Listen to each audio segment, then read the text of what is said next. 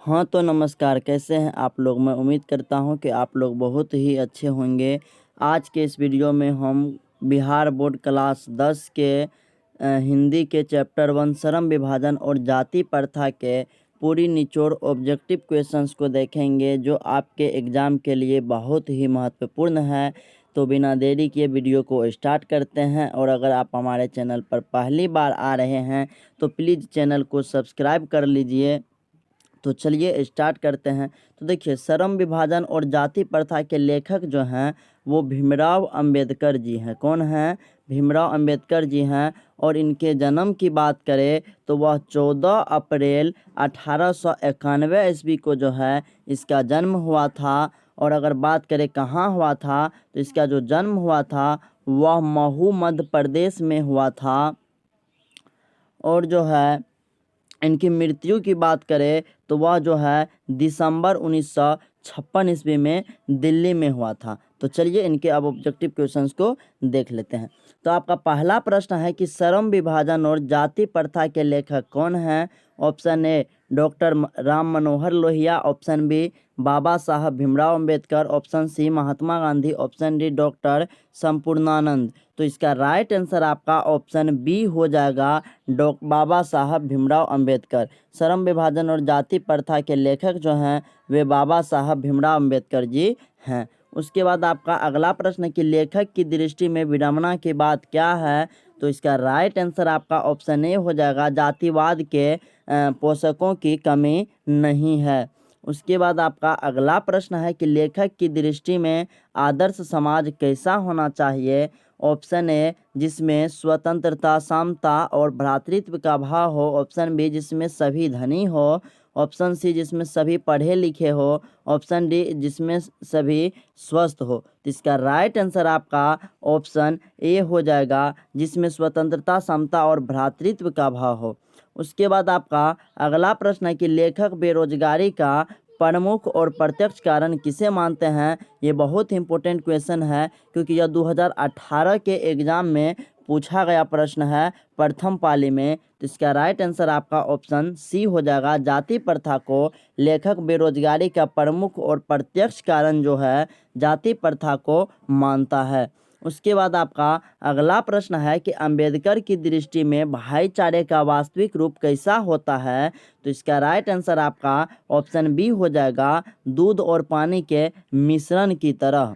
उसके बाद आपका अगला प्रश्न है कि भारतीय संविधान के निर्माण में महत्वपूर्ण भूमिका किसकी है? तो इसका राइट आंसर आपका ऑप्शन ए हो जाएगा, भीमराव अंबेडकर। भारतीय संविधान के निर्माण में महत्वपूर्ण भूमिका जो है वह भीमराव अंबेडकर जी की हैं। उसके बाद आपका अगला प्रश्न है कि सभ्य समाज की आवश्यकता क्या है? तो इसका राइट आंसर आपका ऑप्शन बी हो जाएगा, श्रम विभाजन। उसके बाद आपका अगला प्रश्न है कि निम्नलिखित रचनाओं में से कौन सी रचना डॉक्टर अंबेडकर की हैं? तो option A the castes in India, option B the untouchables who are they, option C who are Shudras, option D इनमें से सभी। तो इसका राइट आंसर आपका ऑप्शन डी हो जाएगा, इनमें से सभी, क्योंकि ये सभी रचनाएं जो हैं वे डॉक्टर भीमराव अंबेडकर की ही हैं। उसके बाद आपका अगला प्रश्न है कि आधुनिक सभ्य समाज श्रम विभाजन को आवश्यक क्यों मानता है? ये भी वीवीआई प्रश्न है, क्योंकि ये भी आपके 2018 के द्वितीय पाली में पूछा गया प्रश्न है। तो इसका राइट आंसर आपका ऑप्शन ए हो जाएगा, कार्यकुशलता के लिए आधुनिक सभ्य समाज श्रम विभाजन को कार्यकुशलता के लिए आवश्यक मानता है। उसके बाद आपका अगला प्रश्न है कि श्रम विभाजन और जाति प्रथा पाठ बाबा साहब के किस भाषण का संपादित अंश है? तो इसका राइट आंसर आपका ऑप्शन सी हो जाएगा, एनिहिलेशन ऑफ कास्ट। ये भी मोस्ट इम्पोर्टेंट प्रश्न है, क्योंकि ये भी जो है 2018 के द्वितीय पाली एग्जाम में पूछा गया है। उसके बाद आपका अगला प्रश्न है कि प्राथमिक शिक्षा प्राप्त करने के बाद अंबेडकर उच्चतर शिक्षा प्राप्त करने के लिए कहाँ गए? तो इसका राइट आंसर आपका ऑप्शन सी हो जाएगा, न्यूयॉर्क। उसके बाद आपका अगला प्रश्न है कि अंबेडकर के चिंतन व रचनात्मकता के लिए प्रेरक व्यक्ति थे। Option A Buddha, option B Kabir, option C Jyotiba Phule. तो ये तीनों जो थे यह अंबेडकर के चिंतन व रचनात्मकता के प्रेरक व्यक्ति रहे हैं। तो इसका राइट आंसर आपका ऑप्शन डी हो जाएगा, इनमें से सभी। उसके बाद आपका अगला प्रश्न है कि सर जाति प्रथा तोरक मंडल भाषण लाहौर में कब हुआ। तो इसका राइट आंसर आपका ऑप्शन सी हो जाएगा 1936 ईस्वी में। उसके बाद आपका अगला प्रश्न है कि श्रम विभाजन और जाति प्रथा क्या है। ऑप्शन ए कहानी, ऑप्शन बी भाषण, ऑप्शन सी निबंध, ऑप्शन डी साक्षात्कार। तो इसका राइट आंसर आपका ऑप्शन सी हो जाएगा, निबंध। श्रम विभाजन और जाति प्रथा जो है यह एक निबंध है। उसके बाद आपका अगला प्रश्न है कि अंबेडकर के भाषण एनिहिलेशन ऑफ कास्ट को किसने हिंदी में रूपांतरण किया। तो इसका राइट आंसर आपका ऑप्शन ए हो जाएगा, लल्लई सिंह यादव ने, क्योंकि अंबेडकर जी जो भाषण दिया था वो अंग्रेजी में दिया था और इसका हिंदी रूपांतरण जो है वह लल्लई सिंह यादव ने किया था। उसके बाद आपका अगला प्रश्न है कि अंबेडकर का जन्म किस परिवार में हुआ था। तो इसका राइट आंसर आपका ऑप्शन सी हो जाएगा, दलित परिवार में हुआ था। अगर इसके जाति की बात करें तो इसका जन्म जो हुआ था महार जाति में हुआ था। उसके बाद आपका अगला प्रश्न है कि लेखक को इस युग में कहाँ पर विडंबना दिखाई दिया। तो इसका राइट आंसर आपका ऑप्शन ए हो जाएगा, जातिवाद में। लेखक को जो है इस युग में जातिवाद में विडंबना दिखाई दिया। उसके बाद आपका अगला प्रश्न है कि डॉक्टर अंबेडकर के माता का नाम क्या था। तो इसका राइट आंसर आपका ऑप्शन डी हो जाएगा, भीमाबाई।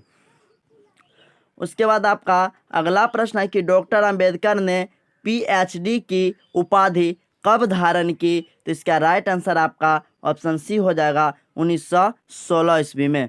उसके बाद आपका अगला प्रश्न है कि the caste in India their mechanism किनकी रचना है। Option A Bhimrao Ambedkar, option B Ram Manohar Lohia, option C Mahatma Gandhi, option D Sukhdev. तो इसका राइट आंसर जो हो जाएगा वो आपका ऑप्शन ए हो जाएगा, भीमराव अंबेडकर की। उसके बाद आपका अगला प्रश्न है कि आर्थिक पहलू से भी जाति प्रथा, यहाँ पर खाली स्थान है यहाँ पर भरा जाएगा है। तो इसका राइट आंसर आपका ऑप्शन बी हो जाएगा, हानिकारक है। आर्थिक पहलू से भी जाति प्रथा जो है यह हानिकारक है। उसके बाद आपका अगला प्रश्न है, ये भी खाली स्थान वाला प्रश्न है, पैसे का दोषपूर्ण पूर्व निर्धारण करती है। तो इसका राइट आंसर आपका ऑप्शन बी हो जाएगा, जाति प्रथा। जाति प्रथा जो है पैसे का दोषपूर्ण पूर्व निर्धारण करती है। उसके बाद आपका अगला प्रश्न है कि जाति प्रथा भारत में बेरोजगारी का एक, यहाँ पर भी जो है खाली स्थान दिया हुआ है, कारण बनी हुई है। तो ऑप्शन ए प्रत्यक्ष, ऑप्शन बी प्रमुख। तो इसका राइट आंसर जो हो जाएगा वो आपका ऑप्शन सी हो जाएगा, क्योंकि प्रत्यक्ष और प्रमुख कारण बनी हुई है। उसके बाद आपका अगला प्रश्न है कि मूक नायक क्या है। तो मूक नायक जो है यह एक पत्रिका है, इसलिए इसका राइट आंसर आपका ऑप्शन बी हो जाएगा। उसके बाद आपका अगला प्रश्न है कि डॉक्टर भीमराव अंबेडकर की मृत्यु कब और कहाँ हुए थे। तो इसका जो मृत्यु हुआ था वह दिसंबर 1956 ईस्वी में दिल्ली में हुआ था, इसलिए इसका राइट आंसर आपका ऑप्शन ए हो जाएगा। उसके बाद आपका अगला प्रश्न है कि डॉक्टर भीमराव अंबेडकर का जन्म कब हुआ था। तो इसका राइट आंसर आपका ऑप्शन डी हो जाएगा, 14 अप्रैल 1891 ईस्वी को हुआ था। उसके बाद आपका अगला प्रश्न है कि डॉक्टर भीमराव अंबेडकर का जन्म कहाँ हुआ था। तो इसका राइट आंसर आपका ऑप्शन ए हो जाएगा, महू मध्य प्रदेश में हुआ था। उसके बाद आपका अगला प्रश्न है कि डॉक्टर अंबेडकर ने किस पत्रिका का संपादन किया। तो इसका राइट आंसर आपका ऑप्शन सी हो जाएगा, बहिष्कृत भारत का। उसके बाद आपका अगला प्रश्न है कि भारतीय संविधान का निर्माता के रूप में हम किन्हें जानते हैं। तो इसका राइट आंसर आपका ऑप्शन बी हो जाएगा, भीमराव अंबेडकर को। उसके बाद आपका अगला प्रश्न है कि डॉक्टर अंबेडकर का वाङ्मय हिंदी के कितने खंडों में प्रकाशित हो चुकी है। तो इसका राइट आंसर आपका ऑप्शन डी हो जाएगा, 21 खंडों में। उसके बाद आपका अगला प्रश्न है कि आधुनिक सभ्य समाज कार्य कुशलता के लिए किसे आवश्यक मानता है। तो इसका राइट आंसर आपका ऑप्शन ए हो जाएगा, श्रम विभाजन। उसके बाद आपका अगला प्रश्न है जो कि लास्ट प्रश्न है कि डॉक्टर अंबेडकर के पिता का क्या नाम था, तो इसका राइट आंसर आपका ऑप्शन बी हो जाएगा, रामजी सकपाल। तो वीडियो को यहीं पर एंड करते हैं। आई होप कि आपको ये वीडियो बहुत ही अच्छी लगी होगी। अगर आपको वीडियो अच्छी लगी तो वीडियो को लाइक, शेयर और कमेंट ज़रूर कीजिएगा। साथ ही अगर आप हमारे चैनल पर पहली बार आ रहे हैं तो चैनल को प्लीज़ सब्सक्राइब कर दीजिए, क्योंकि इसमें आपका कोई भी रुपया पैसा नहीं लगता है। तो टैक है यार, गुड बाय, मिलते हैं आपसे नेक्स्ट वीडियो में।